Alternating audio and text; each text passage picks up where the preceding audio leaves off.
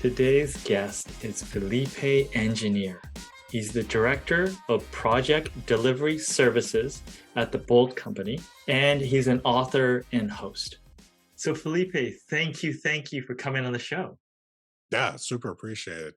Tats, I love being on the show, and I'm a huge fan of your content. This applause is for you over here. It's like, yeah, I see that that. little clap over there is for you, man. It's like you're out there every day, and it's kind of cool. Like you and I met on TikTok of all places, which is like amazing. I feel like we're almost the same age, and people like us meeting on TikTok, it says a lot and it means a lot to me. So I appreciate the friendship that we've started already. Yeah, I like new platforms. First of all, the likelihood of meeting someone like-minded, because, at this point, I mean, down the road, you don't know who's going to listen to at what time. But, looking back, we're roughly in the winter of, yeah, 2022. But not many people in our industry are on that, right? Whether it's construction, building Right. materials, like what sort of drew you into wanting to check something out on the It's newer side of things? No, it's a great question. I do a lot of work with youth coming into the construction industry.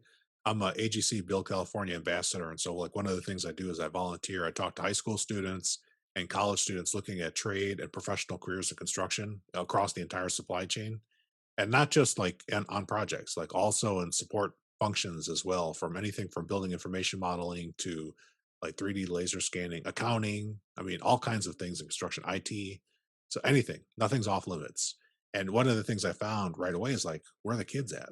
And so when I first started live streaming, I got onto Twitch, and that's where all the gamer kids are. So when I live stream on social media, I live stream to Twitch, and then later I picked up TikTok. It's actually the recommendation of one of my cousins.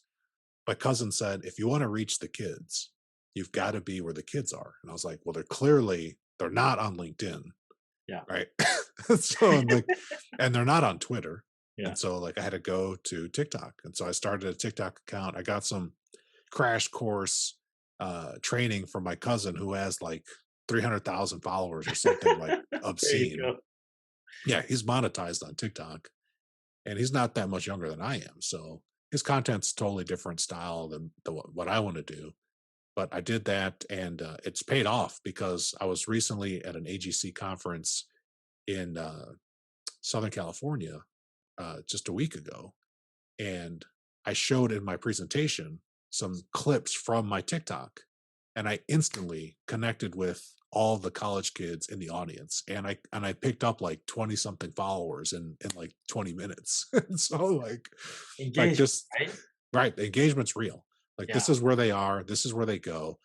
That short form 15 seconds to 3 minutes is the type of stuff you can hook people with. Like I have a podcast as well, the EBFC show, and it's a long form show that's an hour to an hour and a half. And I'm finding too with experimentation, we're going into season 4 starting in January of 2024. We're going to a slightly shorter show, but it's still a long form podcast. A long form is, I think, everything more than 20 minutes is considered long form, which like to you and I who grew up watching, hour long programs on TV, 20 minutes is not that long. You know what I noticed about the byproduct of using TikTok? I'm starting to not having a hard time watching movies. It's like it's more like if they don't get you in the first 30 seconds, you're like, this is so slow. And I'm like, Oh, oh man, yeah. my brain is going to mush. I know there's a couple of series on, I don't even want to say what platform, but the story was moving so slowly, I abandoned the show. I just abandoned the show because I'm like, I don't need this much character development. Like at this early, I'm not in love with this character or these characters, and they lost me.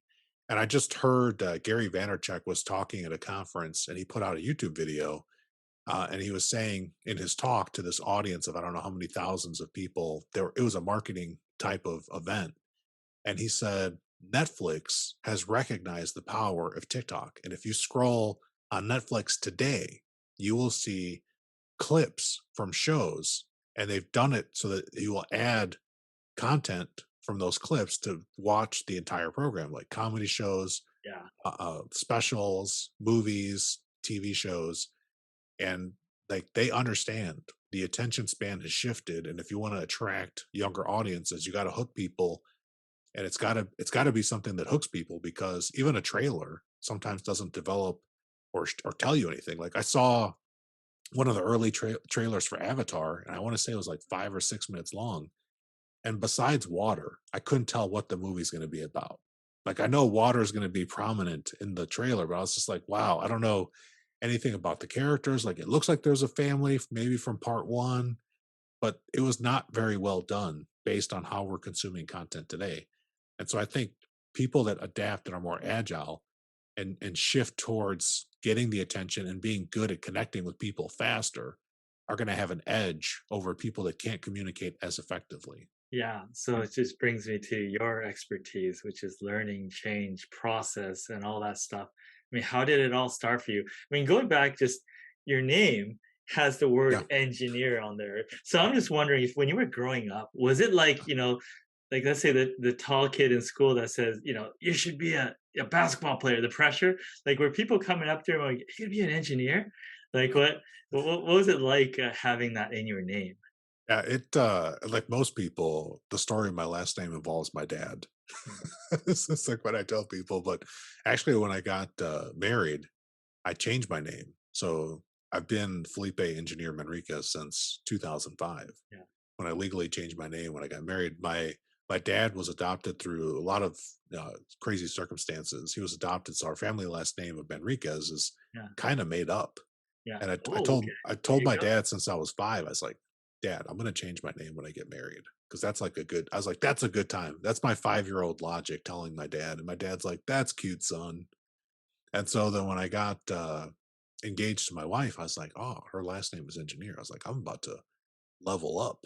So I Ah, so I there you leveled go. up, and ever since I graduated from university, so right after, not long after university, I made the change, and I've been living like that.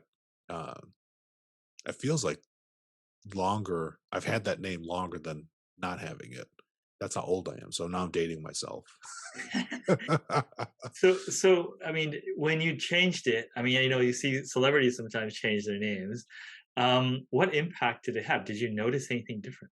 Oh yeah, like the people definitely treat you differently. And I chose to hyphenate my last name. So like, if when people look at my ID, there is a hyphenated name bias where people will leave it off, or they'll read it and assume that engineer is my middle name. And I'll say, your brain is just not seeing that hyphen, because no middle name that I know of in any culture is hyphenated. It's always a last name. So it's been fun to see like who pays attention, and like, what. And sometimes you just catch people and they're like half asleep. So like, I'm going to give people the benefit of the doubt. I always give people the benefit of the doubt, and it's a great conversation starter. Yeah. So like, every time I travel through the airport, I get looks and people are like, "Oh, it's meant to be." I was like, "Yeah, and I'm an engineer too. Double E. I studied double E, electrical engineering." And so I just go with it. Like, it's fun. And I really enjoy it. My wife says that she's like, "I could tell you get so much enjoyment from having this last name." And I was like, "I do. I do." It's almost like I've planned it since I was a child. Got it. Perfect. So the work you do, I mean, you have a podcast. When I look at the header at your YouTube channel, it says easier, better, faster. I think the C is that C for cheaper or construction? The C originally, that's a great question, Tots. And can I call you Tots? Is that Yeah, great? absolutely. Tats, yeah. Yeah, Tots. So the C stands for cheaper. And the moniker, that phrasing comes from Shingeo Shingo, who's an industrial engineer that taught Taiichi Ono how to implement the Toyota production system way back in the 1940s and 50s. And there's a fabled conversation that Taiichi was having trouble getting people to adopt his system. And they used to even call it like Taiichi's, like terrible Taiichi's system, or they had some kind of like bad name for it because people didn't like it in the early days. And Shingeo said, "Taichi, you need to first make the work easier for people. Once the work is easier, it'll become better. When the work is better, the quality will start to increase. As quality goes up, the work will become faster. As the speed of the work happening increases, the work will become cheaper and you'll be more profitable. This is what you always do in this order." And so I learned that in my early studies of implementing lean on construction projects over a decade ago. And when I got the idea for the show, it instantly hit me, because this is the way you can build capacity with people. Make it easier for people first. And then you have a foot in the door to institute more change. A lot of times, Tots, when people want to do change, it's an add on to something they're already doing instead of a subtraction. And Dump on someone's workload, right? exactly. The people are just like, just pile more on, just carry more, just work longer, work harder. And that is not respect for people. One of the key tenets of lean construction and just lean in general and being agile is respect for people. And respecting people doesn't mean that we wrap you in Nerf and we just never let anything happen to you. It's not what that means. But we value your human life. And if I value your life, I only do that after I value my own.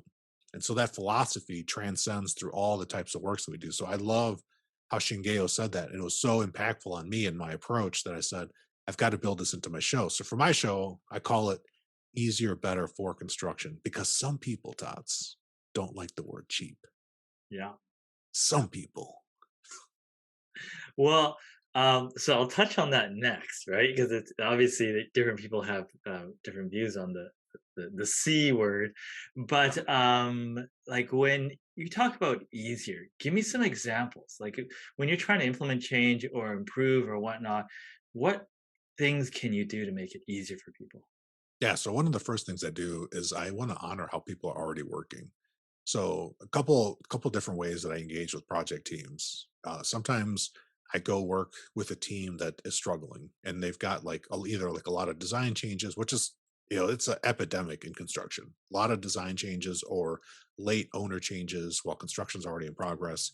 And that can become very disruptive to planned work, especially when you're trying to plan and procure materials 2, sometimes even 3 years into the future. And so in order to like reduce that anxiety or that stress, one of the first things that I do to make work easier is to make prioritization a rule. And so I'll come to teams and I'll say, okay, you've got, 30 things you've identified that you have to do. You only have 3 people, in this one specific example. 3 people can't do 25 things in a week. Most people, when you break work down, I do a lot of work study and work with teams and work and be shoulder to shoulder with them, Dots. Most human beings working in construction accomplish 3 to 5 things per day, almost without exception. And I've noticed this over a decade of study. And so we look at this list of things, we're like, that's not going to happen even in 2 weeks, because you also have to factor in interruptions and variation, which a lot of people are not aware of because they just deal with things as they come. They do the first in, first out, which is not a way to help you with prioritization and accomplishing the most important things. And so, first we prioritize. And when we're prioritizing, we often find in that list of 25 or 30 things, 10 things are meaningless. And we just take those off the list with some criteria. And so, the criteria I tell people is like, I have special glasses. My special glasses allow me to see 3 different filtered ways of work. One, it's things the customer would actually pay for. That's green light, do it. Those are things that should be higher priority. Those are things that are in the contract, things that they actually want. Let's prioritize those things first. The second color I see through my glasses is yellow. And yellow is non value added but necessary. Those are policy things. That's like a company might have a rule that people have to do things in a certain way in a certain order. That policy can create waste and slow people down inadvertently. And so sometimes once we take care of the green stuff, then we work on the yellow stuff, non value added but necessary. We minimize those things or we tweak those processes so that people can just change the steps and deliver and still do those minimum things that need to be done.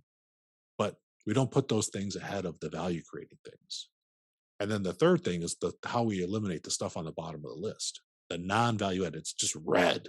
It's red. Don't do it. Don't do the red stuff. It's pure waste.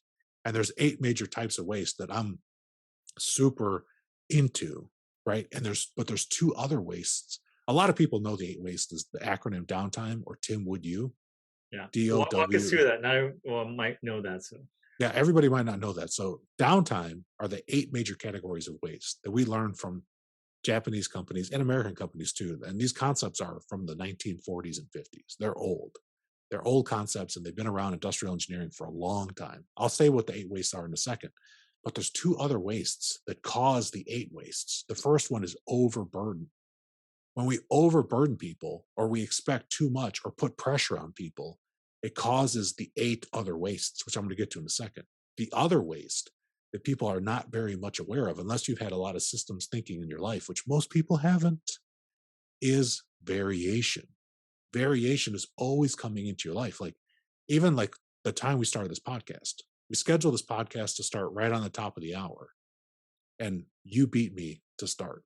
You were in early because you're the host. You're a good host. I knew that when I came in and you were there, I was like, this guy is prepared. So you're handling variation with your guests showing up by being ready first before me. And everything we do has variation. And then we learned in systems thinking from people like William Edwards Deming, there's common cause variation, and then there's special cause. And that's like thinking about, I'm tuning in a radio station, the signal or the channel is going to give me a static free listening experience. But if I come off of that channel a little bit, I can still kind of hear the music, but now I'm hearing a lot of static and noise. And you got to separate in the variation what is just noise, but this is stable. It's still a radio, still playing music with static, versus the signal, which is the information I actually want. And that's not super intuitive all the time. Now, those two wastes cause the other 8. And the other 8, we'll take them in order, is downtime, defects, having to deal with things and correct errors. Those are just defects. Those cost time and money, and they're usually not planned. That's the D. The O stands for overprocessing. That's delivering something to a quality level beyond what the client is paying you for, or beyond what the next person in the supply chain requires of you. Overprocessing. The W stands for waiting. Waiting is like one of the number 1 or number 2 most often occurring wastes in the construction industry. It accounts for millions and millions of dollars, hundreds of millions of dollars, not billions of dollars. And construction in the US is a $3 trillion industry. that's numbers, and as of the early 2020s, that's the numbers now. And these numbers are just going up. And for every dollar spent, researchers have estimated somewhere between 20 cents to 40 cents of every dollar spent is value in terms of the customer's perspective. The other 60 to 80 cents is waste. Money that's just burned, that does nothing to transform information to materials. So waiting definitely contributes to that 60 to 40% or higher, 80% of non-value added work from the customer's perspective. Then that's the W. The N stands for non-utilized talent. That means each of us has an entire human being. We have creativity, we have skills, we have behaviors, and not utilizing those talents in our work is a type of waste. The T stands for transportation. That's the unnecessary movement of materials or equipment that produce no value for the client. So like in roofing, that's like if I have a job site and I have an area to stage my roofing and I got to get it onto the roof, if I have to move that roofing material from the truck to the ground to the roof, moving it to the ground did nothing to transform it. It should go from the truck right to the roof. And so that extra step of getting it down first before moving it somewhere else would be considered wasted transportation. And it's just one specific example. The I stands for inventory. Having too much of something beyond the level that's needed for the next processing step causes us to need systems to count things. Like, I'm sure there are warehouses full in the United States of inventory that someone has to keep track of, that's getting damaged, that's getting stolen, that's getting lost. It causes all kinds of unnecessary work and waste. The M stands for motion. Emotion is related to the wasted motion of human beings in the system and the processes to create value. If I have to go and search for tools, or if I have to go and walk like 7 blocks away to use a restroom on a construction site because somebody didn't want to put it next to where my work area is, saving money on restrooms, now you're having sometimes thousands of workers walking like miles every day to just go to the bathroom. That is pure waste. And then the E stands for excess processing. That's over processing, or sometimes we call gold plating something beyond what is necessary in order to complete the process and deliver that value in the value stream. Those 8 types of wastes are in your life everywhere, from fast food restaurants to sit down restaurants to oil changes to grocery shopping, even to online meetings like this, those 8 wastes are coming into your life all the time. And once you recognize them, you see them and you can make changes so that you can increase your capacity and eliminate those things. So a lot of times, let me take a hit of my afternoon coffee here. Absolutely. A lot of the times people don't know what those things are. They haven't had the time to learn them because they're so busy working, and there's a momentum to just doing work at a certain level. Well, I can come in, recognize those wastes, eliminate some of those 8 things, create a ton of capacity for the individuals. And I tell them, like, I don't want to, if I just saved you 3 hours a day, I don't want to just fill that 3 hours back up with work. I want you to take some of that time to learn so you can develop yourself professionally. And I want you to take some of that time to do more of the value things so that we can drive this project to the results that you and your team want. Always trying to give people what they want, not what I want. What I want is people to have fun, but that doesn't always happen. Yeah, yeah. So I know that you facilitate sort of workshops around these sort of improvements. Um, what is that process, and what are the phases of that? To get better. Okay, that's a great question. So I'll use an example. It just happened. So I got an email from a project manager a week ago, and he said, "We're on this big job. The project's over $1 billion in size, US dollars." And he said, "We need help with our culture. So I would like to do a lean workshop so that we can introduce lean culture to this broader team, which includes our people and the designers and the client." And so we're going to work together. It's a collaborative type of project delivery. It's integrated lean project delivery, which is a type of IPD with the special focus on lean. And so the first thing I said is I responded back. It was an email. I was like, that in that request, I don't know enough. I don't know what they want to learn. Like, I know how to do target value delivery and how to implement ILPD. And so, like, the need is just like, we need some lean culture training. So, first thing is meet with the person and understand what are the needs. What are the pain points or the frustration that they see where the culture has gaps, where it should be. And then I can create a custom training. I always try to go custom every time. Custom training to what they need to honor the people they have working, but then bring in elements to show people that there's options that they can choose to behave a certain way differently, and that they have some ownership in the culture that they're experiencing. A lot of people, Tots, don't realize that the culture that you surround yourself in, you are a co-creator or co-conspirator in that culture. Some people think that the culture, they just enter into it and this is just, it is what it is. Like, we hear this in construction all the time. And I tell people, like, it's not what it is, what it is. Some of it's perception, some of it you have control, and some of it you maintain. And so for this particular example, step one, understand the context of the need. Step two is I'll design based on their requirements. Like, they're not going to let me have 5 days with their team. That'd be awesome, but that's too much Felipe time.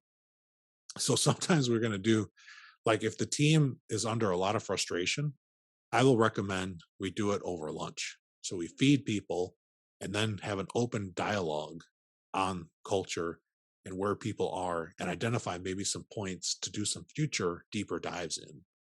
If the frustration is very high or if morale is very low, those are some of my tactics. And then I just have, like, all kinds of PowerPoint magic that I can weave in, like these cool animations and bring things to life. But I always want to get people in these workshops talking as soon as possible.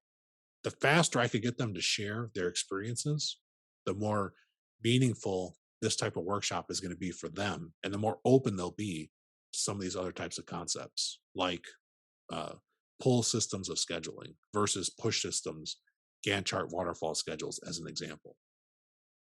Yeah, for sure. And then, oh, and at the end, my last step is to get feedback from the people.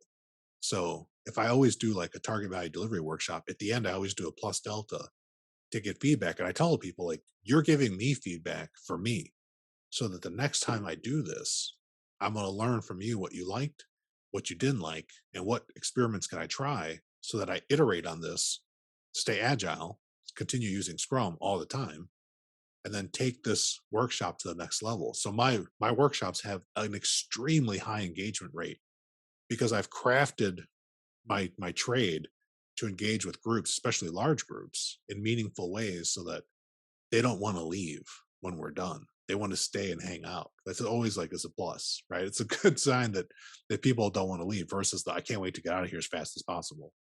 Absolutely. Now, let's go back to that, the final C, cheaper, right? That Cheaper. not everyone likes. I guess A, why do you think people don't like the word cheaper? I have some ideas, but want to Yeah. hear from you. And then also the second part of that is, can you always get there? Can you always get to cheaper, right? Or is it Yes. more Yes, you can. aspirational? No, Okay. you can always get there.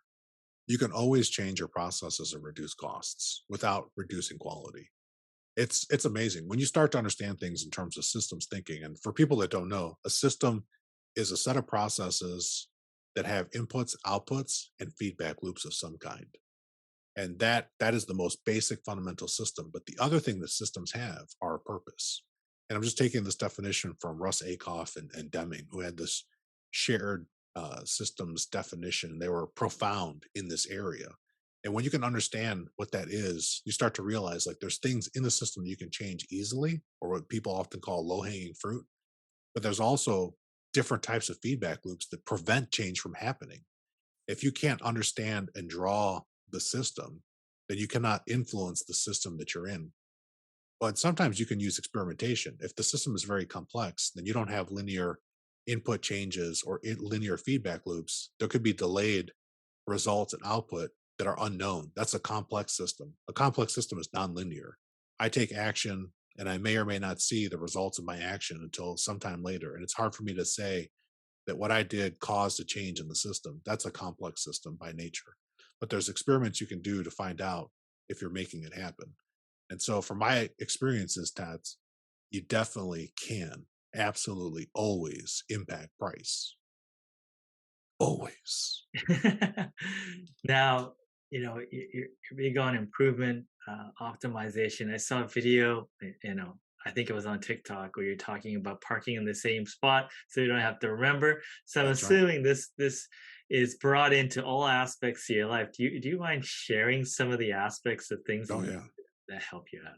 Absolutely. So, like, the number one thing is I'm using the Scrum framework in order to run my life because my life is complex. It's not simple. And so I recognize I'm in complexity. And so I use like an experimenting mind to try different things. And so I'm always iterating on my life experiences. And this is like very common among a lot of people that are working in some kind of continuous improvement job. It starts to become a game. And I literally make it a game. And even Dr. Sutherland, who invented Scrum, he says he was a co-author in a book called Scrum, the Spirit of the Game. And the first chapter, they talk about how it's just a game and you can play to win or you can play to have fun or you can play to any type of experience that you want, but it's play. And if you take it at play, that's just like a philosophy thing. So my philosophy is to approach it as play. And so I come at it with play. I don't take it too seriously. Definitely don't take myself too seriously. And I just think like, some things I can control and those things I will iterate on to make better to suit me. Another thing you learn in systems thinking is exploiting the system. And exploiting the system sounds terrible, right? But it just means using the system to your advantage. Like, why not? Right. So, like the medium of social media, a lot of people don't figure out like how to get good on social media or why. So, like on LinkedIn, I average more than 100 new followers a week. Typically, is what I've been averaging with the type of content I put out, and the type of content I put out is very consistent. I'm just sharing examples for people through all the different types of mediums, including TikTok. I'm just showing people like snapshots of what I'm thinking, how I think, how I'm showing up, the type of work that I do, because I want to give people options. I want to inspire people to see that they have options for their gameplay that they can change and affect their life at work or at home. And these are just some ways that I'm doing it. And always encourage people like try it for yourself. And I tell people like, don't follow my advice. Like if someone asks me for advice, I'm like, this is what I would do based on what I understand. But you're you. So what kind of experiment will you do? That's more interesting to me. I still like to show people like what the option is for play. It's all part of my philosophy of like just having a good time in playing and developing myself. And I've told people like I don't really know uh like what or who I am, like the deepness of my character until I have an experience.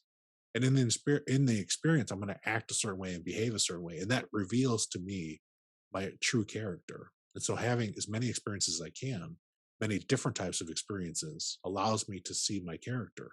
And my character, as I was telling somebody today on the phone call, is a little bit of a troublemaker because I like to always be experimenting. And since I'm always tinkering. Like engineer was the perfect name for me. Ever since I was a kid, I would always take things apart to understand how things work. I couldn't always put them back together, but I could disassemble anything. And There so you go.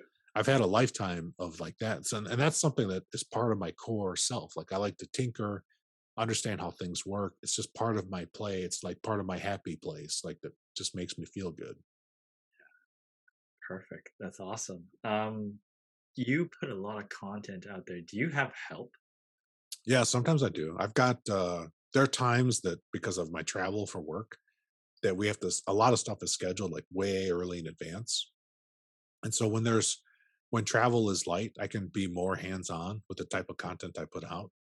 And then but a lot of the content people see on social media is like live. It's me like live either early in the morning or at night or during lunch. So, I mean, sometimes I'm not on social media for 1 or 2 days at a time, but people don't notice because I have like this evergreen content that keeps popping and people keep making comments on, and I'll Yeah, I eventually need work done, right? right? And I eventually come back, but I'm very disciplined in my windows for being engaged on social. And so, like, it's no more than 5 to 10 minutes in the morning. And like, I put out 5 to 25 pieces of content or engagement or comments per day. Wow. And I learned that from Gary Vaynerchuk. Gary talked about how to scale up so that you can, work on your brand and also just practice communication. So communication is something I want to practice and be better at in multiple different mediums, be it video, just straight text media, articles, blog posts, or even just commenting on other people's things or learning and commenting on what you're learning, like if you're watching a video online. And so just all that type of stuff, all that counts towards the 25. 25 sounds like a high number. Some people don't post anything, right? So I even know from the analytics on my show, like a lot of people watch the show. A lot of people, I just saw the stats today. Like I think I saw the trend on my YouTube channel the last 28 days had something like 3,000 views from unique viewers over the last 28 days. And then the number of returning subscribers was like a number less than 100. And so they have like this massive amount of people that are watching the content, but they don't hit that subscribe button. So if you're watching this interview, hit the subscribe button. There you go. Okay. We need that so that we know that you're out there and you want more of this type of content. If you watch 2 of my videos, you should hit the subscribe button to show your support. That's all I'm asking for. It's a There you go. little positive reinforcement. I love it. And now, you have you have all the stuff you're doing with your speaking. How does that sort of come together with your role? Like Yeah. you're a director, right? So you're Right. so how's that like it looks like it's kind of like you kind of have this influencer kind of relationship less day to day. Is that the case? Yeah. So it works perfectly with my role. So like inside of the company that I work at, project delivery services director at the Boldt company, that's my full-time day job. In that role, like I said, I'm responsible for integrated lean project delivery and the Boldt production system, which is a pool planning type of methodology based on last planner system production control, which is a lot of words. It's based on plan, do, check, adjust. So scientific management theory is what it's based on. Super simple, easy peasy. And we just complicate it sometimes with a lot of words. So those types of things are all about changing how people work. And so being an influencer is perfect for my job. It keeps me sharp. All these speaking engagements. I remember when I was getting interviewed for this job and my future supervisor, I shared my screen to look at my calendar. We are trying to find another day to interview. Like we interviewed a couple times. And he saw my calendar and he's like, "Oh my God." He's like, you just have speaking engagements every month, all throughout the whole year. I was like, "Yeah, I've got speaking engagements from now until like the next 18 months. Like there's things I'm booked 18 months into the future." I was like, because people like the way I speak. I was like, I don't know. They like the sound of my voice or something, or the content that I bring. And so like that type of work and that talking and being out there and forcing myself to communicate with different people that I don't know allows me to hone my skill so that when I'm working with a project team, it's very easy for me to affect positive change quickly, very quickly. And some of the work that I do inside the company, they'll bring me in just to do a targeted facilitation. So that happens quite a bit, probably more than I don't even keep track of it. Like, how often does that happen? I But I'm like the working, targeted facilitation. Handle the problem. right. So, like, because sometimes, people on a project are very emotionally tied to the outcomes. And so I can come in as a disconnected, emotional third party facilitator and just let everyone have an equal voice. And I can create an environment quickly with using my facilitation skills to even the playing field so that people can just talk human to human. And Yeah. that's powerful. That usually can like make magic happen. Like that's where everybody can get more value with less effort and time. A structured facilitation, like, people, if you're listening and you want to get like really valuable for your company, learn facilitation skills because it will pay dividends.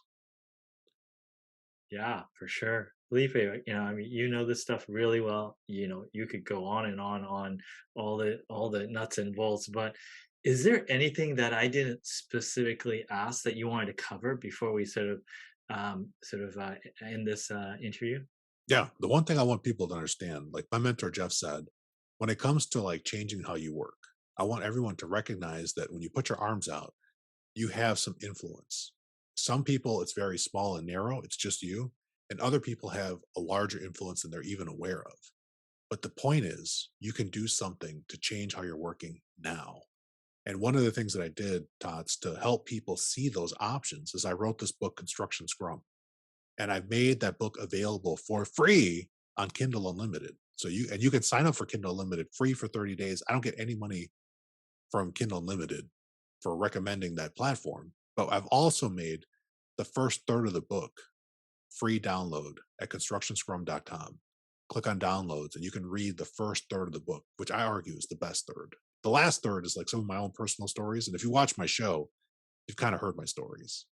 But the first third gives a bunch of different examples of how people implemented this type of work to completely transform their project outcomes. And it's totally doable. It doesn't matter whether your job's just starting, you're halfway through, or you've got 2 weeks to finish.